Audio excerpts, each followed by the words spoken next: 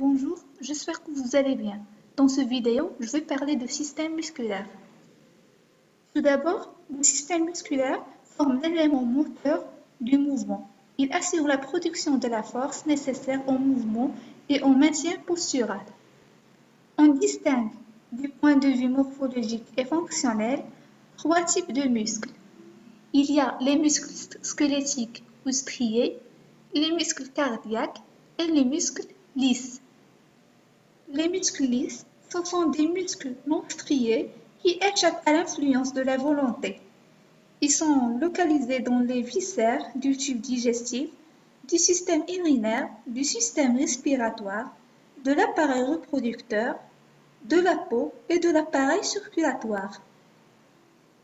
Il est caractérisé par des contractions lentes et continues et il ne se fatigue pas.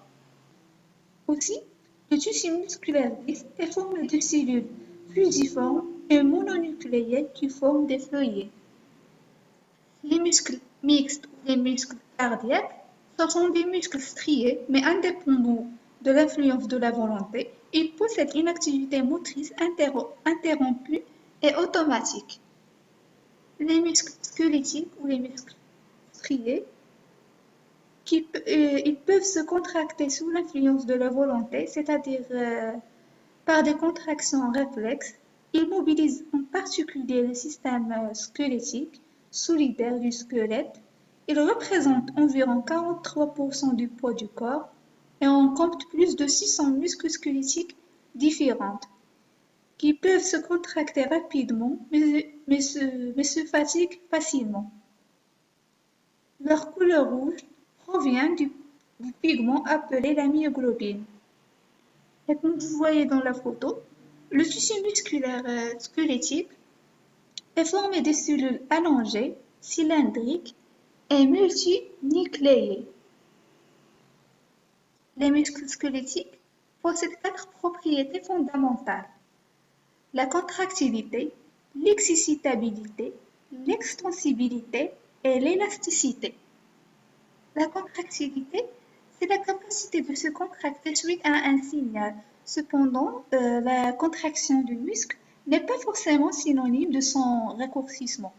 Et un allongement du muscle peut être observé malgré sa contraction.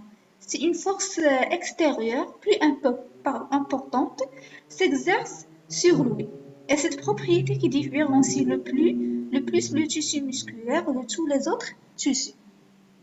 La deuxième propriété est l'excitabilité, ou la capacité de capter des signaux électriques et d'y répondre spécifiquement. Dans le cas des muscles squelettiques, le stimulus est d'abord chimique, transformé par la suite en stimulus électrique responsable du déclenchement de la contraction qui est une réponse mécanique. L'extensibilité, c'est la capacité du muscle à s'étirer sans se déchirer. Les fibres musculaires totalement détendues peuvent être étirées au-delà de leur longueur de repos. La quatrième propriété, c'est l'élasticité, ou la capacité du muscle à reprendre sa forme initiale après avoir été déformé sous l'influence d'une force. La structure dite élastique reprend sa forme initiale lorsque la force cesse. Et les fibres musculaires ont cette capacité de revenir à leur taille de repos après leur raccourcissement. Maintenant, les fonctions principales des muscles. En fait, les muscles dans leur ensemble exercent quatre fonctions principales. Premièrement, ils assurent la production des mouvements du corps et le déplacement des substances de l'organisme en mobilisant le squelette. Les muscles striés squelettiques permettent de marcher, de courir, de parler ou encore de manipuler les objets qui nous entourent.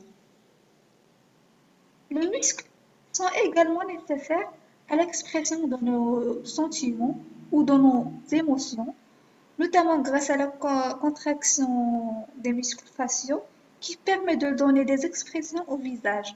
De plus, ils ont un rôle dans le péristaltisme intestinal avec la propulsion de la nourriture. ainsi qu'au niveau des sphincters de l'estomac et de la vessie avec la présence des muscles circulaires. Une seconde fonction est le maintien postural. Bien que le travail des muscles soit alors rarement consciente, leur action est quasi permanente et nous permet de rester debout ou de maintenir une position en équilibre. Les muscles permettent aussi de stabiliser nos articulations par le travail de traction qu'ils exercent sur les os. Leur rôle est d'autant plus important lorsque les articulations ne sont pas complémentaires. Enfin, ils participent à la thermorégulation corporelle. Mais vous dites, comment ils participent à la thermorégulation corporelle? C'est par la contraction musculaire qui entraîne une perte d'énergie sous forme de chaleur et il participe aussi au mécanisme de frisson qui, à l'inverse, permet d'augmenter la température corporelle. Comme résumé, il existe trois types de muscles. Il y a les muscles squelettiques ou striés, les muscles cardiaques et les muscles lisses.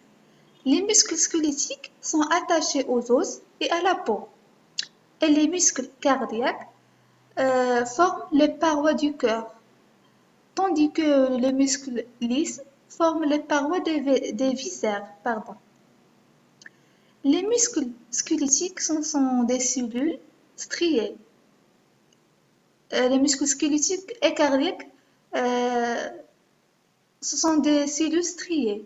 Par contre, les muscles lisses possèdent des cellules non striées.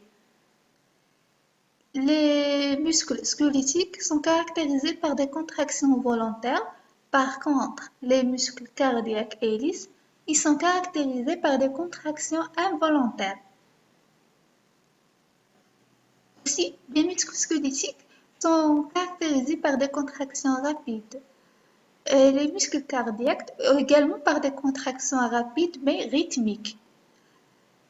Tandis que les muscles lisses, ils sont caractérisés par des contractions lentes et continues.